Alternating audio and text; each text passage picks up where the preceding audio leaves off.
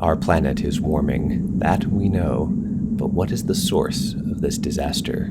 Coal mining, the Athabasca tar sands, agriculture, cattle, the destruction of Earth's forest, ocean degradation? All likely candidates. But what if we're wrong? What if the cause is beyond rational explanation? What if it's them? Oh, you think I'm joking? We better look at the data, you and I.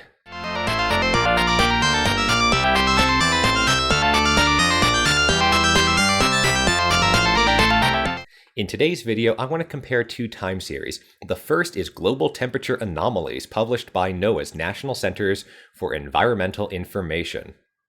A temperature anomaly is the difference between the observed temperature and the long-term average temperature for each location and date. We'll look at monthly data from January 1990 until August 2021. The second time series I want to look at is the number of monthly reported UFO sightings as reported by NUFORC, the National UFO Reporting Center. It's a fascinating time series that deserves its own video, but for now, we will look at how UFO reports trend with global temperature anomalies. I tried fitting some linear models to predict global temperature anomalies based on the number of reported UFO sightings.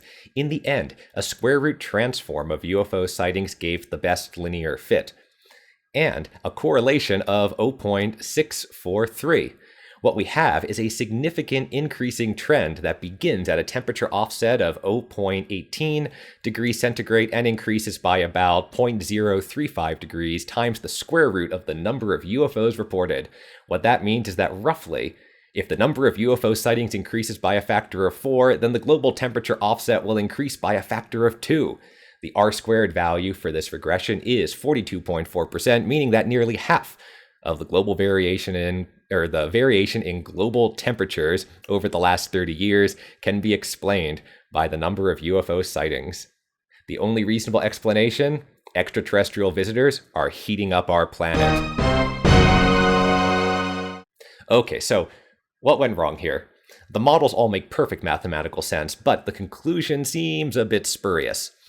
If we were to take any two time series that increase over time, you're really likely going to find a strong correlation between them.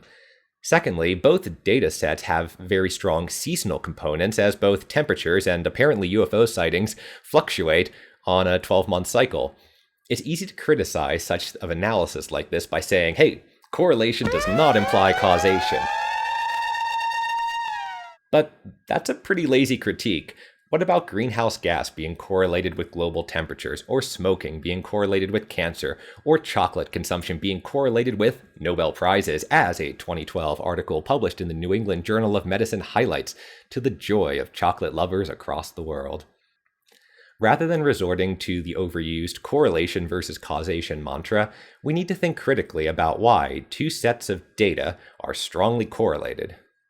Let's consider again reported UFO sightings versus global temperature anomalies. There is a strong linear relationship, as already demonstrated. On one hand, that may mean that UFOs are actually coming here and warming the Earth for potentially nefarious reasons. On the other hand, it could mean that increased UFO sightings are actually caused by global warming. Think of it like if there was some remote Pacific island with rare and beautiful species that was about to be destroyed. We'd want to send scientists to study it and take biological samples while there's still time. Extraterrestrials may be trying to collect as much data as possible on us and our planet before we melt the planet and all die. Third option: the correlations could be related to other factors. If I were to, say, measure the arithmetic skills of grade school children, I may conclude that taller children are better at math than shorter children. But in this case, both height and math aptitude increase with a child's age. Global temperatures are rising along with industrialization and greenhouse gas production and many other factors.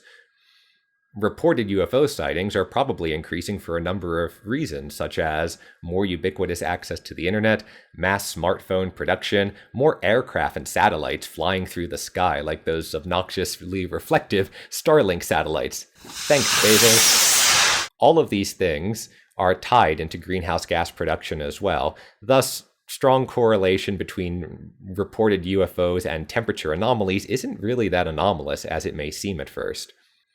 In conclusion, sometimes correlations are completely spurious, but don't immediately dismiss potential explanations for why such correlations exist.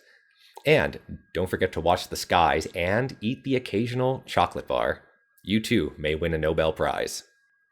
Coming up next time, the NUFORC time series is actually really interesting to study.